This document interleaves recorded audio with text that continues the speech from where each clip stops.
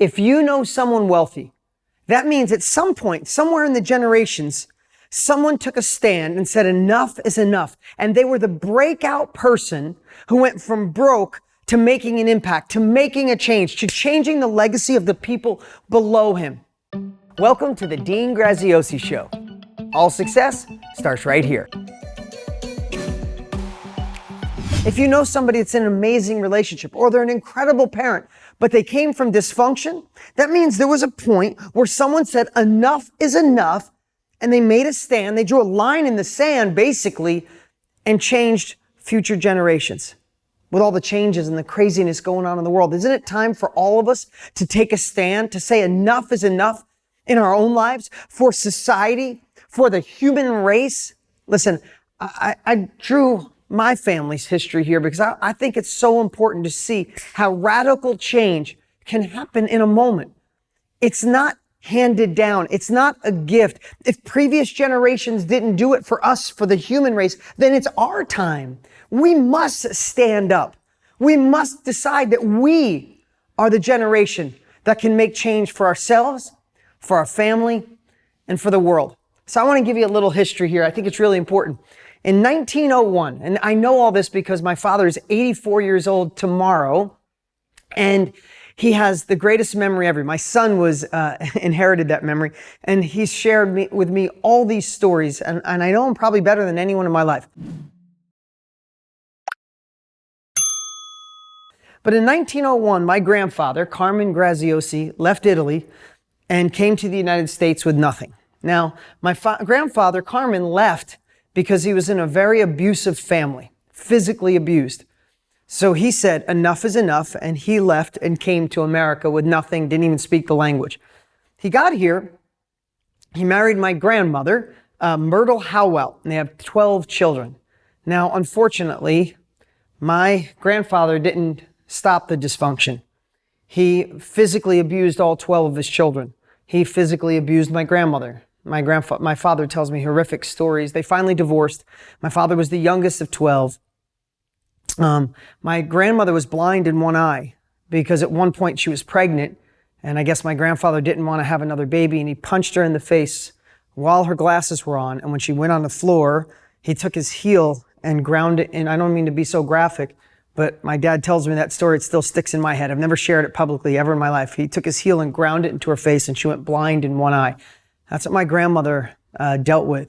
Massive dysfunction. Finally, she left him, and unfortunately, none of the brothers and sisters really got help with all the craziness. So none of them really talked to each other. All my uncles and aunts, my father's brothers and sisters, none of them really talked to each other. My dad didn't talk to his own father when he passed away. He wasn't even talking to his mom at that moment because of family craziness, right? You see how the dysfunction carries over. So my father, in 1963, marries my mom. Now, when he marries my mom, I'm betting he says, if I have children, I'm not going to hit them like my father. My father's father hit him and beat him so bad in second grade that he said he was snapping the pencils. They didn't have pens back then. And he was snapping the pencils so much that they sent him home, and he missed second grade because he was so stressed about what his father had done to him. In 1963, he marries my mom, and they have my sister and I. Now, like I said, my dad carries over and says, I am not going to hit my kids. But my dad didn't work on his emotional scars. And my dad was very confrontational. And by the time I was 3, my parents were divorced. And it was very ugly and craziness and moving all over and a lot of fighting. I won't go really deep in it. And this happens for us. I'm not complaining about my past. I wouldn't change one bit of anything. I'm the man I am today. I'm the father I am today, the husband I am today because of this journey. I'm showing you how there can be a line in the sand for our own lives, for our family, for the human race, for our culture. So, marries my sister, and my dad goes down a real bad path. To this day, my sister and him don't talk. He didn't talk to us, a lot of his brothers and sisters. My parents, I'll keep going on here, were married 9 times between them. I moved 20 times by the time I was 19 years old. We had massive dysfunction in the family. My parents on and off being depressed. It was so confrontational. I'll just give you this. At 12 years old, they came home from school went behind the dumpster at my dad's house, and I threw up blood and found out I had a bleeding ulcer. My grandmother brought me to the hospital, found out I had a bleeding ulcer, and I would not tell my dad because then he would blame everybody else, and it would be way more stress to share, so I didn't. Also, my parents didn't have money. I lived in a trailer park with my mom until we got asked to leave because we couldn't afford it. At 12, I moved in with my dad. There was no heat in the house. The only thing he had was a little electric plug-in heater. So we lived in the bathroom of the house probably 6 months through the whole winter. Never had money. Always stressed about money. Both my parents worked hard. My mom worked 3 jobs to make, nothing, make $100 a week. So money was always a problem. Stress, always a problem. I'd have new stepbrothers, stepsisters, then they were gone. I'd have new step-grandparents that I loved dearly and come home from school one day and say, pack up, we're leaving. Move in with another family with my dad and get married and have a new cool stepbrother. And then all of a sudden I find out they're fighting and it's horrific and the cops come and we move out and just all kinds of dysfunction. Now, why am I sharing this? Not surely because of poor me, because there was a line in the sand. I want to tell you this. My father's father, my grandfather, caused so much dysfunction that all his 12 children, I think 11 of them lived, 11 children had so much dysfunction, they handed it down. When I went to high school in my little town in Marlboro, New York, I went to my town, I go to my teacher, Mrs. Marticello, the first day of school, she says to me, oh my God, another Graziosi. Ugh, this is going to be fun. My cousins were so crazy because they handed down this dysfunction. They handed down the craziness. But when it got to me and my sister, this line in the sand, I want to tell you, the moment you decide enough is enough, that you are not settling, you're not going to repeat the mistakes of the past and past generations who didn't fix it, who didn't change it, who said they were and they didn't. When you decided, I'm going to be the one that below me, nothing will ever be the same. Below this generation, nothing will be the same. Below that, I don't know, because I have to tell you, me and my sister, because of all the dysfunction, we lived in separate houses. By the time I was 10, we never lived together. And before that, I was with Graham. She was with Mom. I wasn't the closest with my sister. I love her dearly, and we're very close now. But we weren't. But both of us had this desire to say, we're not going to be dysfunctional anymore. We're not going to be broke anymore. We're not going to repeat the sins of the past, the depression, the dysfunction of the past. And we decided. And I don't know if it was God, the universe, my grandmother, my mom. Something inspired me personally to make a difference. Now, I want to tell you, my sister married the greatest man you could ever imagine. My brother-in-law, Rob, they've been married for 30 years. They have 2 incredible children. Oh my God. Hunter and Tanner. Tanner works with me. He's my nephew. He's one of my top employees, team member, I should say. He's amazing, well-rounded, in a perfect relationship. My nephew, Hunter, graduated top of his college, married already, amazing business. My sister has an incredible business, self-employed.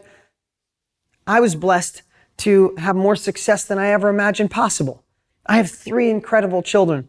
I have a wife that, she's my best friend. I fall more in love with her every day. Did some of my past come over into my world? Yeah, until I fixed it. I was married before and divorced, right? But I changed. I didn't like living in a bathroom. I didn't like the stress. I didn't like the dysfunction. I didn't like the no relationship with parent. I didn't like confrontation. And it just got to the point where I said enough. And my sister said enough. And here's what I know. Every generation past me will not reflect the same as all the disaster before me. Would I change any of it? Hell no. And that's why I wanted to do this video today from my heart to ask you, to share with you.